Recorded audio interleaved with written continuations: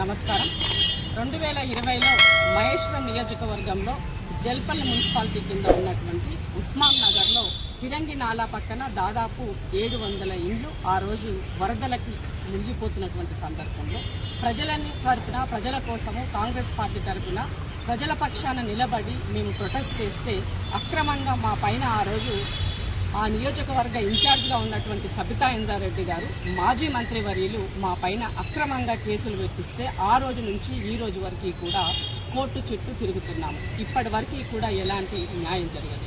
మరి ఇదే కేసీఆర్ గారు మొన్న సభ సాక్షిగా మా పార్టీ వాళ్ళ వారియర్స్ పైన, సోషల్ మీడియా వాళ్ళ పైన, ప్రశ్నించే గొంతుకల పైన కేసులు పెడుతున్నారు, అక్రమ అరెస్టు చేస్తున్నారు మాట్లాడుతున్నటువంటి మాజీ ముఖ్యమంత్రి కేసీఆర్ గారికి మా పైన మీ సబితా ఇంద్రారెడ్డి గారు పెట్టినటువంటి కేసు ఇది అక్రమ కేసుకు సాక్ష్యం అని ఈ సందర్భంగా తెలియజేస్తాం.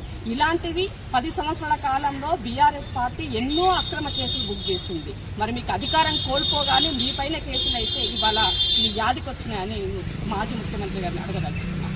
అలాగే ఇవాళ ప్రజల పక్షాన పోరాటం చేసేటువంటి వాళ్ళకి కాంగ్రెస్ పార్టీ ఎప్పుడు అండగా ఉంటుంది, ఆనాడైనా ఈనాడైనా. సో ప్రజాపాలన ప్రభుత్వం అధికారంలోకి వచ్చింది కాబట్టి, రేవంత్ రెడ్డి అన్నను ముఖ్యమంత్రిగా ఉన్నారు కాబట్టి అన్నపైన కూడా చాలా కేసులు ఉన్నాయి ఈ 10 సంవత్సరాల కాలంలో.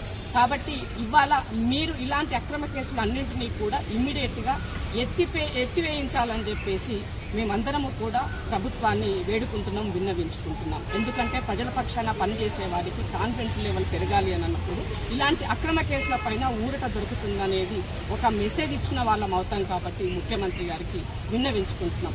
ఈ కేసుకి మాకు అండగా మన పార్టీ తరపు నుంచి తమ్ముడు ఉదయ్ అడ్వకేట్గా మాకందరికీ కూడా తన యొక్క సపోర్ట్తోనే ఈ కేసును మూవ్ చేస్తున్నారు. కాబట్టి ఇలాంటి వాళ్ళు కూడా ఇంకా నలుగురు తయారవ్వాలంటే తప్పకుండా మన ప్రభుత్వం అధికారంలోకి వచ్చినప్పుడు కొంత న్యాయమైనటువంటి కేసులకు, అక్రమ కేసులకు ఉపశమనం కల్పించాలని చెప్పేసి ప్రభుత్వాన్ని విజ్ఞప్తి చేస్తున్నారు.